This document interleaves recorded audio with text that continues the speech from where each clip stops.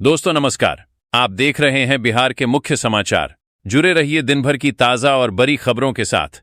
विकास, रोजगार, योजना, पेंशन, साथ ही साथ कृषि, मौसम, राजनीति, सभी खबरें एक एक करके विस्तार से। बने रहिए वीडियो में शुरू से अंत तक। आइए देखते हैं बिहार की ताजा समाचार। प्रधानमंत्री किसान सम्मान निधि की 23वीं किस्त के जल्द ही जारी होने की संभावना है। इस बीच बिहार सरकार ने उन किसानों को एक और मौका देने का फैसला किया है जिन्होंने अभी तक फार्मर आईडी नहीं बनवाई है। कृषि विभाग ने किसानों को डिजिटल पहचान देने के लिए आज से फार्मर रजिस्ट्री के लिए विशेष अभियान शुरू किया है। बिहार के कृषि मंत्री विजय कुमार सिन्हा ने विशेष अभियान का ऐलान करते हुए कहा कि 12 मई से 30 जून तक विशेष अभियान चलाया जाएगा। बिहार में फार्मर रजिस्ट्री के विशेष अभियान चलाने के बावजूद इसकी रफ्तार बहुत ही सुस्त है। नीतीश सरकार के कार्यकाल के दौरान भी विशेष अभियान चले, लेकिन भू निबंधन के कागजों की वजह से लाखों किसानों को परेशानी हो रही है। अब सम्राट सरकार में नए सिरे से अभियान शुरू हुआ है। बिहार में पंचायत चुनाव 2026 को लेकर गांव-गांव में सियासी माहौल पूरी तरह गर्म हो चुका है। मुखिया, सरपंच, वार्ड सदस्य समेत तमाम संभावित उम्मीदवार अभी से ही जनता के बीच अपनी पकड़ मजबूत करने में जुट गए हैं। चौपालों से लेकर चाय की दुकानों तक सिर्फ एक ही चर्चा है, इस बार पंचायत की कुर्सी किसके हाथ लगेगी। इसी बीच पंचायती राज मंत्री दीपक प्रकाश ने साफ कर दिया है कि पंचायत चुनाव अपने तय समय पर ही कराए जाएंगे और किसी भी तरह की देरी नहीं होगी। उन्होंने कहा कि राज्य सरकार और निर्वाचन आयोग दोनों स्तर पर चुनाव की तैयारियां तेजी से शुरू कर दी गई हैं। बिहार में मौसम ने ऐसा खौफनाक करवट लिया है कि लोगों को एक तरफ भीषण गर्मी से राहत मिली है तो दूसरी तरफ आंधी, बारिश और आकाशीय बिजली ने कई जिलों में तबाही मचा दी है। मौसम विभाग ने अगले 7 दिनों तक बिहार में मौसम के बेहद खराब बने रहने की चेतावनी जारी की है। प्रदेश के सभी जिलों में बारिश की संभावना जताई गई है। 19 जिलों में येलो अलर्ट और 19 जिलों में ऑरेंज अलर्ट जारी किया गया है। विभाग ने साफ कहा है कि 40 से 60 किलोमीटर प्रति घंटे की रफ्तार से तेज हवाएं चल सकती हैं, जबकि मेघ गर्जन और वज्रपात का खतरा लगातार बना रहेगा। दुनिया भर में जंग, तेल संकट और ऊर्जा बाजार में मची हलचल के बीच केंद्र सरकार ने देशवासियों को भरोसा दिलाया है कि भारत में एलपीजी, कच्चे तेल और नेचुरल गैस की सप्लाई फिलहाल पूरी तरह सुरक्षित है। सरकार के मुताबिक देश के पास 60 दिनों का कच्चा तेल, 60 दिनों की नेचुरल गैस और 45 दिनों का एलपीजी यानी रसोई गैस का रोलिंग स्टॉक मौजूद है। सरकार का दावा है कि हालात चाहे कितने भी संगीन क्यों न हों, आम आदमी की रसोई पर फिलहाल कोई बड़ा संकट नहीं आने दिया जाएगा। लेकिन दूसरी तरफ गैस सिलेंडर की आसमान छूती कीमतों ने लोगों की जेब पर भारी बोझ डाल दिया है। बिहार के लोगों के लिए जरूरी खबर है। अगर आप नियमित रूप से दवाइयां लेते हैं तो 20 मई से पहले उन्हें खरीद कर रख लें, क्योंकि राज्य में मेडिकल स्टोर बंद रहने वाले हैं। केमिस्ट एंड ड्रगिस्ट एसोसिएशन और Patna chemist and druggist association ने देशव्यापी हड़ताल का समर्थन किया है। इस वजह से 20 मई को बिहार के कई हिस्सों में दवा दुकानों पर असर देखने को मिल सकता है। दवा कारोबारियों का कहना है कि ऑनलाइन फार्मेसी के बढ़ते कारोबार से पारंपरिक मेडिकल स्टोर को भारी नुकसान हो रहा है। उनका आरोप है कि नई नीतियों के कारण छोटे दवा दुकानदारों के सामने रोजगार का संकट खड़ा हो गया है। इसी के विरोध में यह बंद बुलाया गया है। बिहार के सरकारी इंजीनियरिंग कॉलेजों में सत्र 2026-27 के लिए बीई बीटेक पाठ्यक्रमों के प्रथम वर्ष में नामांकन की प्रक्रिया शुरू हो गई है। बिहार संयुक्त प्रवेश प्रतियोगिता परीक्षा परिषद BCECEB ने स्नातक स्तरीय इंजीनियरिंग नामांकन काउंसलिंग UGEAC 2026 के लिए आधिकारिक अधिसूचना जारी कर दी है। इसके तहत राज्य के प्रतिष्ठित तकनीकी संस्थानों में मेधावी छात्रों को किफायती शिक्षा प्राप्त करने का अवसर मिलेगा। नामांकन प्रक्रिया के अनुसार नेशनल टेस्टिंग एजेंसी द्वारा आयोजित संयुक्त प्रवेश परीक्षा जीमेन 2026 पेपर आई में शामिल और वैध स्कोर प्राप्त करने वाले अभ्यर्थी ही आवेदन के पात्र होंगे। ऑनलाइन आवेदन की प्रक्रिया आगामी 13 मई से शुरू होकर 5 जून तक चलेगी। परिषद ने स्पष्ट किया है कि यदि आवेदन में कोई त्रुटि रह जाती है तो अभ्यर्थी 6 जून को अपने फॉर्म में सुधार कर सकते हैं। बिहार में जनता की शिकायतों के त्वरित समाधान को लेकर मुख्यमंत्री सम्राट चौधरी के नेतृत्व वाली एनडीए सरकार एक्शन मोड में नजर आ रही है। एक दिन पहले सरकार ने सहयोग पोर्टल और हेल्पलाइन नंबर 1100 लॉन्च किया था। वहीं मंगलवार को जनता दल यूनाइटेड कार्यालय में जनसुनवाई कार्यक्रम की शुरुआत कर दी गई। उप मुख्यमंत्री ने कहा कि लोगों की शिकायतों पर तुरंत कार्रवाई के निर्देश दिए जा रहे हैं और यह व्यवस्था लगातार जारी रहेगी। उन्होंने भरोसा दिलाया कि सरकार जनता की समस्याओं के समाधान को लेकर गंभीर है। जेडीयू विधायक अनंत सिंह से जुड़ा एक मामला अब राजनीतिक और कानूनी दोनों ही स्तर पर सुर्खियों में है। जनता दल यूनाइटेड के विधायक अनंत सिंह की मुश्किलें एक बार फिर बढ़ती नजर आ रही हैं। मीरगंज के सेमराव गांव में आयोजित एक कार्यक्रम के दौरान कथित अश्लील नृत्य और खुलेआम हथियारों के प्रदर्शन से जुड़े मामले में अदालत ने उन्हें तत्काल राहत देने से इनकार कर दिया है। इस केस में विधायक की ओर से दाखिल अग्रिम जमानत और गिरफ्तारी पर रोक की याचिका पर गोपालगंज के एडीजे एक संजीव कुमार सिंह की अदालत ने सुनवाई करने से इनकार कर दिया। अदालत ने यह मामला प्रधान जिला एवं सत्र न्यायाधीश गीता गुप्ता की अदालत में स्थानांतरित कर दिया है। अब इस मामले की अगली सुनवाई 15 मई को निर्धारित की गई है। बिहार विधान परिषद उपचुनाव के दौरान आरा में सियासी पारा उस वक्त चढ़ गया जब मतदान केंद्र के पास पार्टी कार्यालय होने को लेकर हंगामा शुरू हो गया। राजद प्रत्याशी के समर्थकों और प्रशासन के बीच हुई इस नोकझोंक ने कुछ देर के लिए अफरा तफरी का माहौल पैदा कर दिया, लेकिन पुलिस की मुस्तैदी से स्थिति को जल्द ही संभाल लिया गया। अपराध और चुनाव आचार संहिता की भाषा में कहें तो यह मामला आदर्श आचार संहिता के कथित उल्लंघन से जुड़ा है। राजद प्रत्याशी सोनू कुमार राय के समर्थकों ने दंडाधिकारी पर पक्षपात का आरोप लगाते हुए हंगामा किया। उनका दावा था कि मतदान केंद्र के मात्र 10 मीटर के दायरे में एक राजनीतिक दल का कार्यालय संचालित हो रहा है, जो चुनाव आयोग के प्रतिबंधित क्षेत्र के नियमों के खिलाफ है। बिहार में जमीन की हेराफेरी और रजिस्ट्री कार्यालयों के रिकॉर्ड में सेंधमारी करने वाले गिरोह का जाल अब कटिहार से निकलकर गया तक फैल गया है। कटिहार पुलिस द्वारा हाल ही में किए गए खुलासे के बाद ठगी के शिकार हुए लोग अब सामने आने लगे हैं।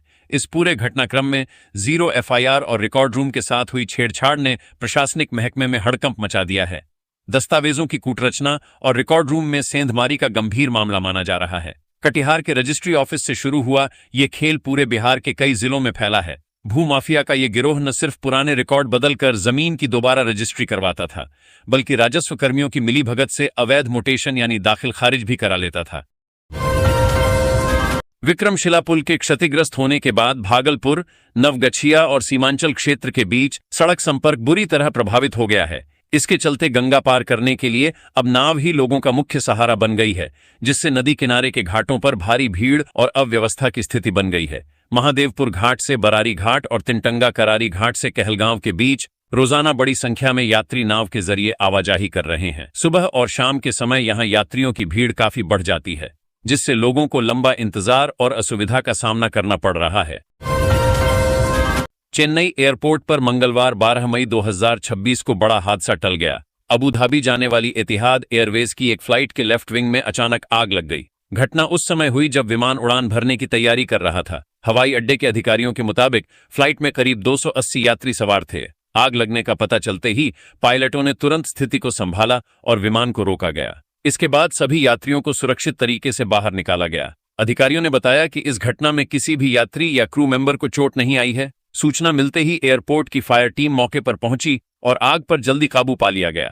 सुरक्षा कारणों से फ्लाइट को रद्द कर दिया गया। फिलहाल आग लगने के कारणों की जांच की जा रही है। बिहार पुलिस मुख्यालय परिसर स्थित ऑडिटोरियम में मंगलवार को जेंडर बेस्ड वायलेंस पर एक दिवसीय कार्यशाला का आयोजन किया गया। कार्यशाला में बिहार पुलिस महानिदेशक विनय कुमार ने दीप प्रज्वलित कर इस एक दिवसीय कार्यशाला सह प्रशिक्षण की शुरुआत की, जिस दरमियान सीआईडी विकर सेक्शन और डब्ल्यूसीडीसी के तत्वाधान में आयोजित इस कार्यक्रम में मुख्य अतिथि डीजीपी विनय कुमार सहित कई गणमान्य लोग मौजूद हुए। पीड़िता के उत्साहवर्ध और समाज के मुख्य धारा से जोड़कर नई जीवन शैली में प्रवेश के लिए इन्हें सम्मानित कर हौसला अफजाई किया गया। इस दौरान उन्होंने मंच से महिलाओं के खिलाफ बढ़ रहे अपराध, दहेज प्रथा, युवाओं में गैंग कल्चर और पुलिस की संवेदनशीलता जैसे गंभीर मुद्दों पर बेबाक अपनी राय पदाधिकारियों से साझा की। पूर्व मुख्यमंत्री नीतीश कुमार के बेटे निशांत अब जनता की समस्याएं जदयू कार्यालय में सुनते नजर आएंगे। जनता दल यूनाइटेड जेडीयू ने प्रदेश कार्यालय में जनता दरबार की शुरुआत कर दी है, जहां सोमवार से शुक्रवार तक जेडीयू कोटे के मंत्री आम लोगों की फरियाद सुनेंगे और उनके समाधान के लिए संबंधित विभागों को निर्देश देंगे। पार्टी की इस नई पहल का मकसद सरकार और जनता के बीच सीधा संवाद मजबूत करना बताया जा रहा है। हर दिन 3 मंत्री जेडीयू प्रदेश कार्यालय में बैठकर लोगों की समस्याएं सुनेंगे। खास बात यह है कि बुधवार को मुख्यमंत्री नीतीश कुमार के बेटे निशांत कुमार भी जनता दरबार में मौजूद रहेंगे। इसे लेकर राजनीतिक गलियारों में चर्चाएं तेज हो गई हैं। मोकामा। पटना जिले के मोकामा के सैकड़ों नागरिकों के लिए एक किस्म का रोहिंग्या संकट उत्पन्न हो गया है। यह वही मोकामा है जहां के विधायक बाहुबली अनंत सिंह और केंद्रीय मंत्री ललन सिंह इस क्षेत्र के सांसद हैं। रोहिंग्या संकट से जूझते लोग मतदाता मोकामा विधानसभा क्षेत्र के प्रखंड मोकामा, थाना मरांची, जिला पटना, राशन कार्ड मोकामा प्रखंड का, आधार कार्ड में पता पटना जिला का, लेकिन उनकी जनगणना होगी बेगूसराय जिले में। ये मामला मोकामा प्रखंड के कसहा दियारा पंचायत का है और मोकामा के प्रखंड विकास पदाधिकारी भी इन लोगों की जनगणना मोकामा में नहीं होने को सही मानते हैं। वहीं प्रभावित लोग अपने लिए इसे रोहिंग्या संकट बता रहे हैं। बिहार में सार्वजनिक परिवहन व्यवस्था को आधुनिक, सुरक्षित एवं पर्यावरण अनुकूल बनाने की दिशा में एक महत्वपूर्ण पहल करते हुए पीएम ई बस सेवा फेज III के अंतर्गत राज्य में 200 अत्याधुनिक इलेक्ट्रिक बसों के परिचालन का मार्ग प्रशस्त हो गया है। बिहार राज्य पथ परिवहन निगम द्वारा इस संबंध में Green Cell Mobility Private Limited को लेटर ऑफ अवार्ड जारी किया गया है। एजेंसी का चयन आवासन एवं शहरी कार्य मंत्रालय, भारत सरकार द्वारा किया गया है। परिवहन सचिव राजकुमार ने बताया कि योजना के प्रथम चरण में जून माह के प्रथम सप्ताह तक 200 इलेक्ट्रिक बसें आ रही है। इसके उपरांत जून माह के अंतिम सप्ताह तक इन बसों का परिचालन प्रारंभ करने का लक्ष्य निर्धारित किया गया है। उन्होंने बताया कि पीएम ई बस सेवा योजना के तहत बिहार में कुल 400 इलेक्ट्रिक बसों का परिचालन किया जाएगा, जिससे राज्य की सार्वजनिक परिवहन व्यवस्था को नई गति एवं मजबूती मिलेगी। JDU media panellist doctor Madhurendu Pandey ने सोशल मीडिया संवाद करते हुए कहा कि बिहार में विकास की जो मजबूत नींव नीतीश कुमार ने अपने दूरदर्शी नेतृत्व में रखी, आज वही विकास यात्रा नई ऊर्जा और नए संकल्प के साथ आगे बढ़ रही है। 7 निश्चय योजना के माध्यम से बिहार ने केवल बुनियादी सुविधाओं का विस्तार नहीं किया, बल्कि गांव, गरीब, किसान, महिला और युवाओं के जीवन में व्यापक बदलाव लाने का ऐतिहासिक काम किया है। 7 निश्चय के पहले चरण में बुनियादी सुविधाओं को प्राथमिकता दी गई, दूसरे चरण में सामाजिक और आर्थिक सशक्तिकरण पर कार्य हुआ और अब तीसरे चरण का लक्ष्य बिहार को आर्थिक रूप से समृद्ध और विकसित राज्य बनाना है। किसानों की आय बढ़ाने, युवाओं को रोजगार उपलब्ध कराने, उद्योगों को बढ़ावा देने और आधुनिक कृषि व्यवस्था विकसित करने की दिशा में लगातार काम किया जा रहा है। Patna national institute of health education and research NIHER में 12 सोमवार को अंतर्राष्ट्रीय नर्स दिवस का भव्य आयोजन किया गया। कार्यक्रम का औपचारिक शुभारंभ संस्थान के चेयरमैन डॉ. उमेश प्रसाद गुप्ता, माया गुप्ता, डॉ. विकास कुमार गुप्ता और प्राचार्य डॉ. एस. सुकुमार ने संयुक्त रूप से दीप प्रज्वलित कर किया। इस विशेष अवसर पर नर्सिंग के छात्र छात्राओं ने अपनी रचनात्मकता का प्रदर्शन करते हुए पोस्टर, रंगोली, भाषण, 2D मॉडल और 3D मॉडल प्रतियोगिताओं में उत्साहपूर्वक भाग लिया। पोस्टर के माध्यम से विद्यार्थियों ने मानव जीवन के महत्व और समाज को जागरूक करने का सशक्त संदेश दिया। एक महिला की जीवन भर की कमाई जो उसने जमीन खरीदने के लिए सहेज कर रखी थी, साइबर अपराधियों ने चंद दिनों में साफ कर दी। मुंगेर जिले के जमालपुर से सामने आई ये घटना दिल दहला देने वाली है, जहां एक महिला की जीवन भर की कमाई जो उसने जमीन खरीदने के लिए सहेज कर रखी थी, साइबर अपराधियों ने चंद दिनों में साफ कर दी। ये मामला न केवल ठगी का है, बल्कि डिजिटल युग में हमारी सुरक्षा के प्रति लापरवाही का भी एक बड़ा सबक है। अपराध की दुनिया में इसे विशाल वित्तीय धोखाधड़ी माना जा रहा है। पीड़िता ने अपनी FD तुड़वाकर 1,1,0,0,2,7 रुपए पंजाब नेशनल बैंक के खाते में जमा किए थे। 22 अप्रैल से 29 अप्रैल के बीच अवैध ट्रांजैक्शन के जरिए खाता खाली कर दिया गया। जब पीड़िता पासबुक अपडेट कराने पहुंची, तब तक सब कुछ लुट चुका था। बिहार में भ्रष्टाचार के खिलाफ विशेष निगरानी इकाई SVU ने एक बार फिर कड़ा प्रहार किया है। वैशाली के लालगंज अंचल कार्यालय में तैनात अमीन सुजीत कुमार को घूसखोरी के आरोप में रंगे हाथ दबोच लिया गया, जिससे अंचल से लेकर जिला मुख्यालय तक हड़कंप मच गया है। SVU के अपर पुलिस महानिदेशक पंकज कुमार दाराद के अनुसार अमीन सुजीत कुमार जमीन, परिमार्जन और मापी जैसे सरकारी कार्यों के बदले भारी भरकम रिश्वत की मांग कर रहा था। आरोपी ने पप्पू कुमार से 3 लाख और आनंद कुमार से 60,000 रुपए की मांग की थी। जैसे ही सुजीत कुमार ने पप्पू कुमार से पहली किस्त के रूप में 50,000 रुपए थामे, पहले से घात लगाकर बैठी SVU की टीम ने उसे दबोच लिया। थाना क्षेत्र में पुलिस ने मानव तस्करी और बाल शोषण के खिलाफ अब तक की सबसे बड़ी कार्रवाई की है। पुलिस अधीक्षक SP विनय तिवारी के कड़े निर्देश पर गठित विशेष टीम ने क्षेत्र के 15 अलग अलग ऑर्केस्ट्रा ठिकानों पर एक साथ छापेमारी की। इस ऑपरेशन में 45 से अधिक नाबालिग लड़कियों को रेस्क्यू किया गया है, जिन्हें बंधक बनाकर अश्लील गीतों पर डांस कराया जाता था। पुलिस की इस कार्रवाई में 6 महिलाओं सहित कुल 22 लोगों को गिरफ्तार किया गया है। ये सभी लोग ऑर्केस्ट्रा संचालन और लड़कियों की खरीद फरोख्त से जुड़े बताए जा रहे हैं। रेस्क्यू की गई लड़कियां मुख्य रूप से पश्चिम बंगाल और बिहार के विभिन्न जिलों की रहने वाली हैं। पुलिस को सूचना मिली थी कि इन लड़कियों को बेहतर काम का झांसा देकर लाया गया था, लेकिन यहां उनसे जबरन देह व्यापार और अश्लील डांस कराया जा रहा था। भारत में सबसे ज्यादा बारिश मेघालय के चेरापूंजी और मौसिनराम में होती है। जब भी देश में भारी बारिश की बात होती है तो सबसे पहले चेरापूंजी का नाम लिया जाता है, लेकिन बहुत कम लोग जानते हैं कि बिहार में भी एक ऐसा जिला है जिसे राज्य का चेरापूंजी कहा जाता है। यह जिला है किशनगंज। किशनगंज बिहार के उत्तर पूर्वी हिस्से में स्थित है और इसे बिहार का सबसे अधिक बारिश वाला जिला माना जाता है। यहां हर साल औसतन करीब 2177 मिलीमीटर बारिश होती है। यही वजह है कि लोग इसे बिहार का चेरापूंजी कहते हैं। किशनगंज की भौगोलिक स्थिति इसकी सबसे बड़ी खासियत मानी जाती है। यह जिला पश्चिम बंगाल और नेपाल की सीमा के पास स्थित है। साथ ही यह इलाका हिमालय के भी काफी करीब है। बंगाल की खाड़ी से आने वाली नमी वाली हवाएं जब इस क्षेत्र में पहुंचती हैं तो हिमालय से टकराकर भारी बारिश कराती हैं। इसी कारण यहां हर साल अच्छी बारिश होती है। पटना के बिक्रम प्रखंड अंतर्गत गोरखरी गांव में सोमवार की रात चोरों ने बड़ी दुस्साहसपूर्ण वारदात को अंजाम दिया। अज्ञात चोरों ने एक ही रात में गांव के 3 अलग अलग घरों से कुल 9 गाभिन भैंस और एक बछड़े की चोरी कर ली। जानकारी के अनुसार यह घटना रात करीब 1 से 2 बजे के बीच हुई। पीड़ितों में सुधन यादव, कमलेश यादव और मंटू यादव शामिल हैं। अचानक हुई इस बड़ी चोरी से पूरे गांव में हड़कंप मच गया है और पशुपालकों के बीच अपने मवेशियों की सुरक्षा को लेकर चिंता बढ़ गई है। ग्रामीणों ने बताया कि रात 12 बजे तक सभी मवेशी अपने खूंटे पर सुरक्षित बंधे थे, लेकिन जब रात करीब 1:30 बजे परिजनों की नींद खुली तो मवेशियों को गायब पाकर उनके होश उड़ गए।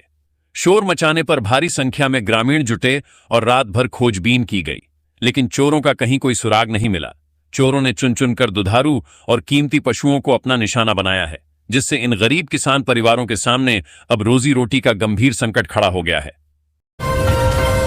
पेपर लीक मामले में परीक्षा रद्द होने के बाद विपक्ष ने केंद्र सरकार और भाजपा पर जोरदार हमला बोला है। विपक्ष का कहना है कि एक बार फिर लाखों छात्रों के भविष्य के साथ खिलवाड़ हुआ है। नेताओं ने आरोप लगाया कि बिहार से लेकर देश के कई राज्यों में लगातार पेपर लीक की घटनाएं सामने आ रही हैं, लेकिन सरकार इसे रोकने में नाकाम साबित हो रही है। राजद नेता तेजस्वी यादव ने सरकार पर सवाल उठाते हुए कहा कि क्या सरकार के पास इतनी प्रशासनिक क्षमता और इच्छा शक्ति भी नहीं है कि एक सामान्य परीक्षा बिना पेपर लीक के कराई जा सके। उन्होंने तंज कसते हुए कहा कि कहीं यह संयोग और प्रयोग की राजनीति का हिस्सा तो नहीं है, जिसमें जनता परेशान होती रहे और सत्ता को फायदा मिलता रहे। पटना हाईकोर्ट ने राज्य में मानसिक रोगियों के उचित इलाज नहीं होने पर गहरी चिंता जाहिर की। चीफ जस्टिस संगम कुमार साहू की खंडपीठ ने स्वयं संज्ञान लेते हुए इस मामले की सुनवाई प्रारंभ किया था। कोर्ट ने राज्य सरकार को 23 जून 2026 को इस मामले में विस्तृत प्रगति रिपोर्ट प्रस्तुत करने का निर्देश दिया। कोर्ट ने कहा कि केवल कागजी योजना बनाने के साथ उनका असर भी जमीन पर दिखना चाहिए। इस मामले की सुनवाई 23 जून 2026 को पुनः की जाएगी। गायजी भारतीय सेना भर्ती कार्यालय गयाजी द्वारा अग्निवीर भर्ती वर्ष 2026 के लिए कॉमन एंट्रेंस एग्जामिनेशन CEEE की परीक्षा तिथियों की घोषणा कर दी गई है। सेना भर्ती के लिए ऑनलाइन आवेदन प्रक्रिया 13 फरवरी 2026 से 10 अप्रैल 2026 तक संचालित की गई थी। भर्ती कार्यालय से प्राप्त जानकारी के अनुसार दक्षिण बिहार के 11 जिलों कैमूर, रोहतास, औरंगाबाद, जहानाबाद, अरवल, गया, नालंदा, नवादा, शेखपुरा, लखीसराय एवं जमुई से कुल 38,040 अभ्यर्थियों ने पंजीकरण कराया। कॉमन एंट्रेंस एग्जामिनेशन CEE का आयोजन 1 जून 2026 से 15 जून 2026 के बीच किया जाएगा। अभ्यर्थियों के एडमिट कार्ड जल्द ही भारतीय सेना की आधिकारिक वेबसाइट joinindianarmy.nis.in पर उपलब्ध कराए जाएंगे। बिहार में सरकारी कर्तव्य के प्रति लापरवाही बरतने वाले अधिकारियों के खिलाफ सरकार ने जीरो टॉलरेंस की नीति अपना ली है। इसी कड़ी में बिहार परिवहन विभाग ने दरभंगा के प्रवर्तन अवर निरीक्षक परिवहन दरोगा धनतेरस कुमार को तत्काल प्रभाव से निलंबित कर दिया है। न्यायिक कार्यों में व्यवधान पैदा करने और अपने दायित्वों से भागने के गंभीर आरोपों के चलते विभाग ने यह कड़ा फैसला लिया है। निलंबन की मुख्य वजह राष्ट्रीय लोक अदालत जैसे महत्वपूर्ण आयोजन में अनुपस्थित रहना बताया जा रहा है। जानकारी के अनुसार 7 मई को बिरौल बेंच में आयोजित लोक अदालत के लिए धनतेरस कुमार की विशेष ड्यूटी लगाई गई थी। उन्हें 8 मई को मौके पर जाकर प्रशासनिक तैयारियों का जायजा लेना था, लेकिन वे बिना किसी पूर्व सूचना के अनुपस्थित रहे। उनकी इस गैर जिम्मेदाराना हरकत के कारण लोक अदालत की तैयारियों में भारी बाधा उत्पन्न हुई। बिहार की राजनीति में एक बार फिर बड़ी हलचल देखने को मिल रही है। आरजेडी की प्रमुख महिला चेहरा और प्रखर वक्ता रही रितु जायसवाल जल्द ही भारतीय जनता पार्टी बीजेपी में शामिल होने जा रही हैं। सूत्रों के अनुसार उनकी ज्वाइनिंग को लेकर प्रदेश नेतृत्व के साथ सहमति बन चुकी है और पटना स्थित प्रदेश कार्यालय में भव्य मिलन समारोह की तैयारी की जा रही है। रितु जायसवाल की भाजपा में ज्वाइनिंग की समय सीमा बेहद दिलचस्प रखी गई है। जानकारी के मुताबिक उनकी ज्वाइनिंग 17 मई 2026 से पहले संपन्न होगी। दरअसल 17 मई से हिंदू कैलेंडर के अनुसार मलमास पुरुषोत्तम मास शुरू हो रहा है, जिसे किसी भी नए और मांगलिक कार्य के लिए शुभ नहीं माना जाता। इसी धार्मिक मान्यता को ध्यान में रखते हुए भाजपा ने मलमास शुरू होने से पहले ही उनकी ज्वाइनिंग कराने का फैसला लिया है। पश्चिम एशिया में बढ़ते तनाव और कच्चे तेल की कीमतों में तेजी के बीच पेट्रोल और डीजल की चिंता बढ़ गई है। इसी को लेकर प्रधानमंत्री नरेंद्र मोदी ने हाल ही में लोगों से ईंधन की खपत कम करने की अपील की थी। अब इसका असर बिहार सरकार के स्तर पर भी देखने को मिल सकता है। जानकारी के अनुसार बिहार में मंत्रियों को मिलने वाले अनलिमिटेड पेट्रोल पर अब नियंत्रण लगाने की तैयारी चल रही है। हालांकि अभी तक इसको लेकर कोई आधिकारिक आदेश जारी नहीं हुआ है, लेकिन मंत्रियों को संकेत दे दिए गए हैं कि प्रधानमंत्री की अपील के बाद ईंधन बचत को लेकर कदम उठाए जा सकते हैं। बिहार के पुलिस महानिदेशक डीजीपी विनय कुमार ने स्पष्ट कर दिया है कि पहली पत्नी को छोड़कर दूसरी शादी करने वाले पुलिसकर्मियों के लिए विभाग में कोई जगह नहीं है।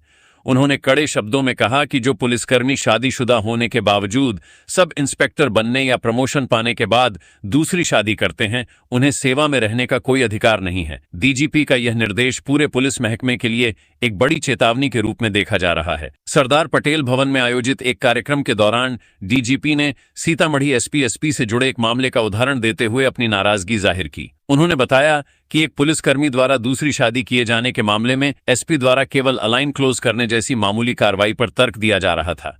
डीजीपी ने इस सॉफ्ट एटीट्यूड की आलोचना करते हुए कहा कि ऐसे मामलों में तुरंत सस्पेंशन और कठोर विभागीय कार्रवाई शुरू होनी चाहिए। गया रेंज के नव पदस्थापित आईजी विकास वैभव के पहली बार गया आगमन को लेकर बेलागंज क्षेत्र में लोगों के बीच भारी उत्साह देखने को मिला। पटना से गया जाने के क्रम में जैसे ही उनका काफिला गया जिला की सीमा में पहुंचा, विभिन्न स्थानों पर स्थानीय नागरिकों, सामाजिक कार्यकर्ताओं और राजनीतिक प्रतिनिधियों द्वारा उनका भव्य स्वागत किया गया। आईजी विकास वैभव के स्वागत को लेकर पाली, रामपुर मोड़, बेलाडीह मोड़, प्राणपुर मोड़ और नियामतपुर आश्रम के समीप पहले से ही बड़ी संख्या में लोग एकत्रित थे। पटना, बिहार ही नहीं पूरा देश प्राइवेट स्कूलों के फीस मनमानी से परेशान है। राज्य सरकारें सख्त निर्देश देती रहती हैं, लेकिन प्राइवेट स्कूल वाले कैंपस में अपनी ही मर्जी चलाते हैं।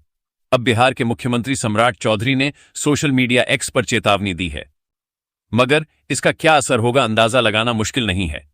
जब सरकारी बाबुओं और अधिकारियों को अपनी ही सरकार के स्कूल पर भरोसा नहीं है तो भला दूसरे लोग क्यों करें। हद तो तब है जबकि सैलरी भी सरकारी खाते से ही उठाते हैं। खैर, बिहार की शिक्षा व्यवस्था में सुधार और अभिभावकों को आर्थिक शोषण से बचाने के लिए मुख्यमंत्री सम्राट चौधरी ने थोड़ी सख्ती दिखाई है। प्रदेश के निजी स्कूल अब अपनी मनमर्जी से न तो फीस बढ़ा पाएंगे और न ही ड्रेस और किताबों की खरीद के लिए अभिभावकों को मजबूर कर सकेंगे। पटना, मिडिल ईस्ट में उथल पुथल का असर बिहार की राजधानी पटना की सड़कों पर दिखा।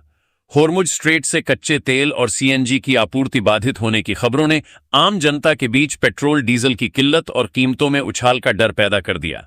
पटना के लगभग सभी प्रमुख पेट्रोल पंपों पर वाहनों की भारी भीड़ देखी गई। लोग भविष्य की अनिश्चितता से बचने के लिए अपनी गाड़ियों की टंकियां फुल कराने की होड़ में लगे हैं। इस स्थिति को देखते हुए कुछ पंप संचालकों ने तेल की बिक्री की अधिकतम सीमा निर्धारित कर दी, जिससे उपभोक्ताओं के बीच अफरा तफरी और बढ़ गई। पश्चिम बंगाल सरकार में विभागों की जिम्मेदारी संभालने के बाद मंत्री अग्निमित्रा पॉल ने नगरायन भवन में अधिकारियों के साथ पहली समीक्षा बैठक की।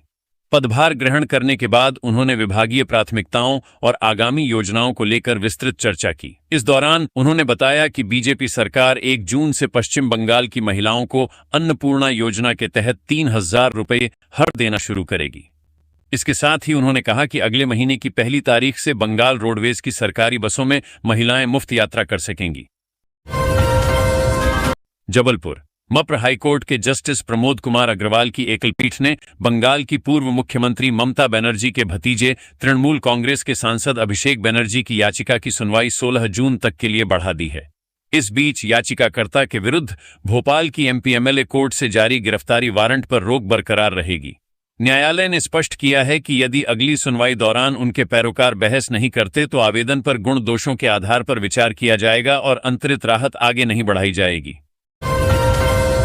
कोलकाता।